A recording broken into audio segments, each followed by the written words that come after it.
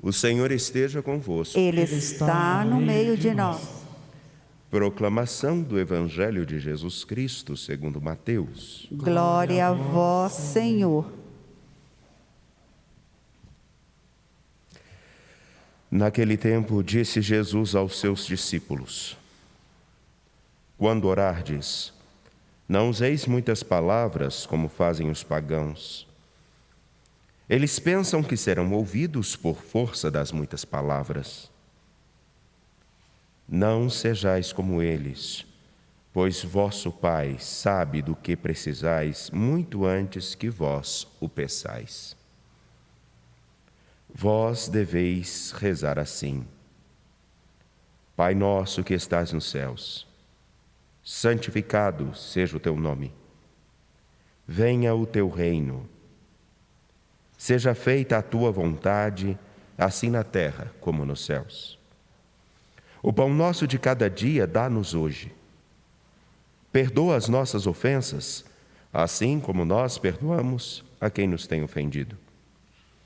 E não nos deixes cair em tentação, mas livra-nos do mal.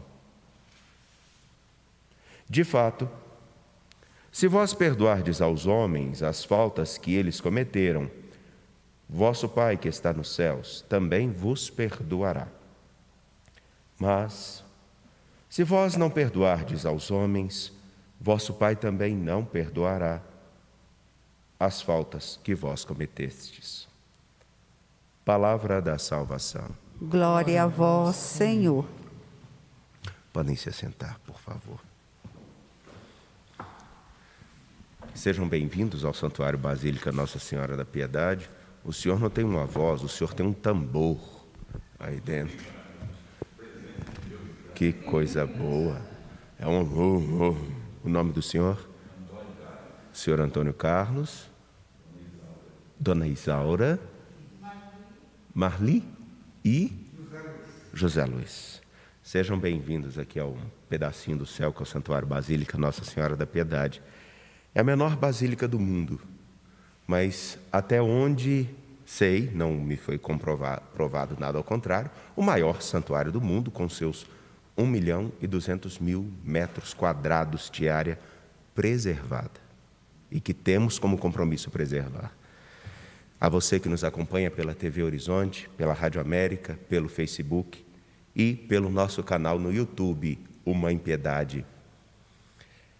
Nos encontramos para celebrar a Eucaristia.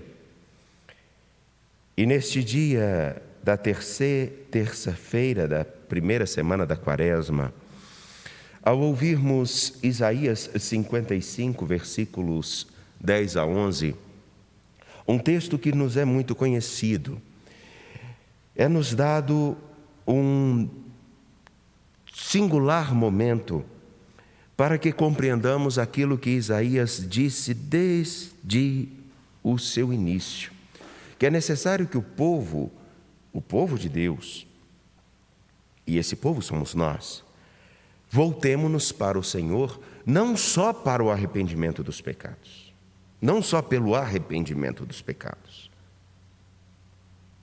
mas também para voltar a nossa esperança a quem deve ser o detentor da nossa esperança. Lembramos-nos que Isaías vai dizendo justamente isso, sinalizando para o povo: vocês estão perdendo a esperança. Estão perdendo a esperança e porque perdem a esperança começam a entrar no ritmo do comum da história. E após sinalizar muita coisa, ele diz magistralmente, no capítulo 55, o Senhor mesmo diz a vocês: assim como a chuva e a neve descem do céu e para lá não voltam mais, mas vêm irrigar e fecundar a terra e fazê-la germinar e dar semente para o plantio e para a alimentação, assim a palavra que sair da minha boca também realizará. É importante esse paralelo, porque voltar a esperança para o Senhor significa que nós voltaremos a dar crédito a Ele. Voltar a esperança para o Senhor e alicerçar a nossa história nele, como ontem nós celebrávamos a memória de São Pedro na sua cátedra, O ensino de São Pedro é ensinar e relembrar ao povo quem é a nossa esperança. É aquele que é o Filho do Deus vivo. O Filho do Deus vivo, que é o Messias, Jesus Cristo, que todos podem falar um monte de coisas dele. Entretanto, ele é quem tem a plenitude da palavra para nos orientar.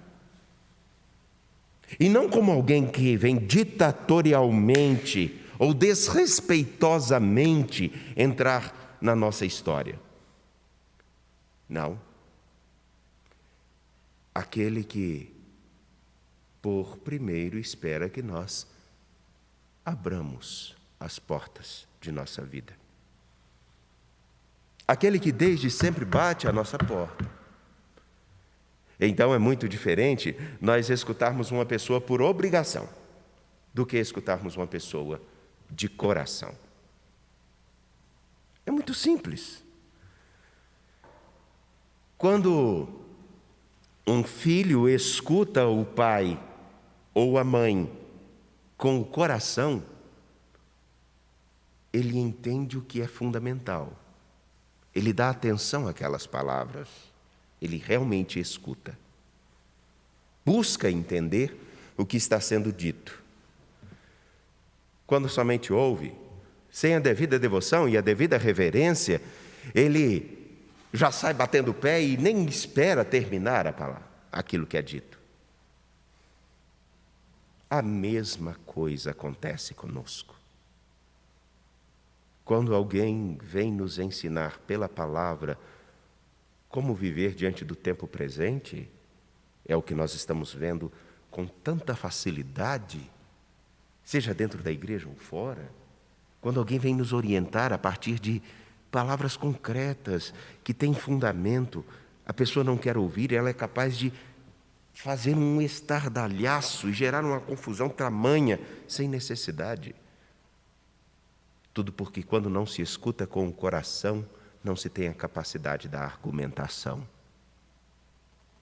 A argumentação, que significa entender o que você quer dizer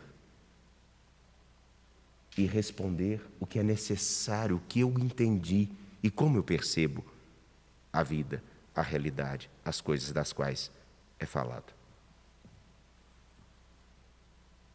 Essa é a parte fundamental do que nós estamos celebrando hoje.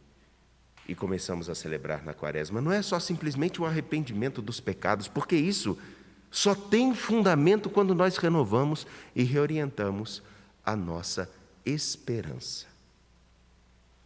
Só quando reorientamos a nossa esperança. E é por isso que Jesus, no Evangelho, vai dizer aos seus discípulos para não rezarem como os outros, mas saberem quem é a esperança deles. Quem é o alicerce da vida para eles? Por isso ele por primeiro ensina a dizer, não chamem a Deus simplesmente de Senhor. Ele é o Senhor, mas antes de tudo, Pai. Para uma cultura como a daquele tempo, o Pai era a referência de vida. Na nossa cultura, no modo com que nós vivemos, a referência de aconchego, de segurança, é mãe.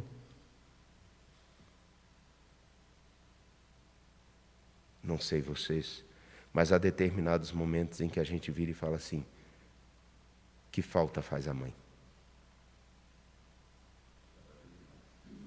E daí? E naquele tempo, era por uma questão básica e simples. Nas condições que se viviam, os filhos conviviam mais com o pai, porque muitas mães morriam. Isso é uma realidade que até a década de 60 era muito comum, principalmente nos interiores. Mulheres que iam dar à luz e daí então morriam. E o pai ia cuidar da criança, ou em alguns casos eles entregavam a criança para serem cuidados por um parente, porque não teria condições de cuidar da criança sozinho. Isso, na minha família, teve um caso como esse. Mas o que eu quero dizer é, a referência era o pai por causa desses contextos. Então, primeiro, tenham como referência o Senhor como Pai, como aquele que cuida de vocês, como aquele que escuta, orienta e está disposto a caminhar com vocês. E vocês são irmãos, porque são filhos de um mesmo Pai. E como pertencem a uma família, vivam conforme os ensinamentos desse Pai. E aí está uma coisa fabulosa. Pai nosso que estás nos céus, o Senhor que é a nossa referência, santificado seja o teu nome. Ou seja, que nós consigamos transmitir no meio do mundo a santidade e o amor com o qual o Senhor tanto se dedica a nós. Sendo nossa esperança que nós vivamos conforme a sua família deve viver. Venha o teu reino, que a sua vontade, que o seu querer se faça presente no coração de todas as pessoas. Porque o reino de Deus, o reino dele, só será plenamente realizado o dia em que ele finalizar toda a criação. Isso, o dia em que não tivermos mais oportunidade nenhuma, o dia em que nosso coração parar, nosso cérebro estiver e toda a humanidade for entregue a Deus, aquilo que é chamado de fim dos tempos, tudo bem. Teremos então a plenitude do reino, mas nós podemos experimentar as realidades do reino à medida com que cada vez mais os homens assumirem: Ele é nosso Pai. Devemos mostrar a sua santidade. E a sua santidade, a santidade dele, fará com que a vontade dele, que é muito diferente da nossa, que é egoísta em muitos casos, individualista, pretensiosa, que ela dê lugar à vontade dele que quer o bem para todos. Venha o teu reino, que nós consigamos fazer a sua vontade, não a nossa, porque a nossa, ela é capaz de destruir. Seja feita a tua vontade, na terra como no céu. O pão nosso, aquilo que nós precisamos para viver todo dia, dá-nos hoje e perdoa as nossas ofensas. Qual de nós não ofendemos a Deus da mesma medida e na mesma hora em que ofendemos um irmão? Uma coisa básica. Quando achamos que podemos simplesmente agir conforme nossa vontade ou nossos interesses, isso condiz com a santidade daquele, com a vontade daquele que nos trata todos como filhos? Eu tenho certeza que não. Perdoa as nossas ofensas. Agora, como saberemos que somos perdoados? Como poderemos experimentar esse perdão? No esforço que nós fizermos para perdoarmos-nos uns aos outros.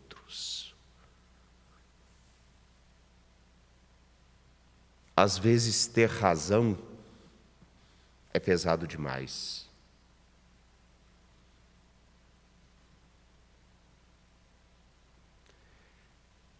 Há uma coisa que eu rezo, que é: Deus é misericórdia. Mas como experimentar essa misericórdia se eu não deixo com que ela primeiro me toque? E como eu vou experimentar a misericórdia dele se eu não consigo nem mesmo me colocar num processo de pedir perdão e me reconciliar com aqueles que estão à minha volta? Perdoa nossas ofensas como nós perdoamos a quem nos tem ofendido. E todos os dias, não nos deixes cair em tentação, porque na tentação nós podemos esquecer que sois nossa única esperança e que a sua palavra dentro de nós e em nós pode realizar maravilhas, pode fazer com que a nossa existência comece a frutificar. Não teremos a capacidade de experimentar a riqueza da sua palavra, que a todo instante nos fala.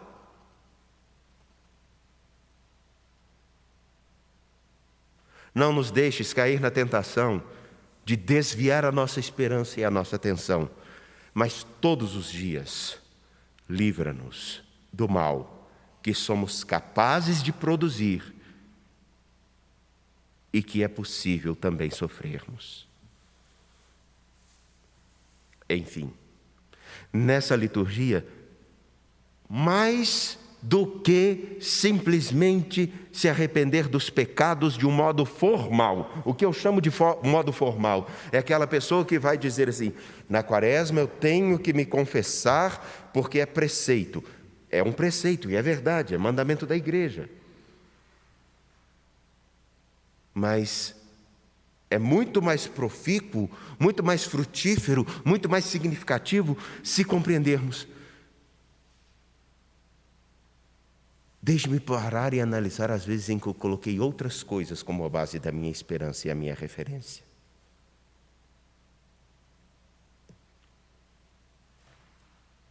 E chegar com uma conversa, com uma fala franca: Senhor, existiram momentos nos quais eu perdi a minha referência com o Senhor. Eu coloquei outras coisas como minha esperança. E nesse caminho, eu fui capaz de produzir mal para mim e para os outros. Eu quero voltar a olhar para o Senhor sem medo e recomeçar com a sua ajuda, com a sua graça, para que a minha vida seja realmente plena com tudo que ela pode ser. Que o Senhor nos ajude a recobrar a nossa esperança nele. E certos de seu amor, apresentemos nossas preces.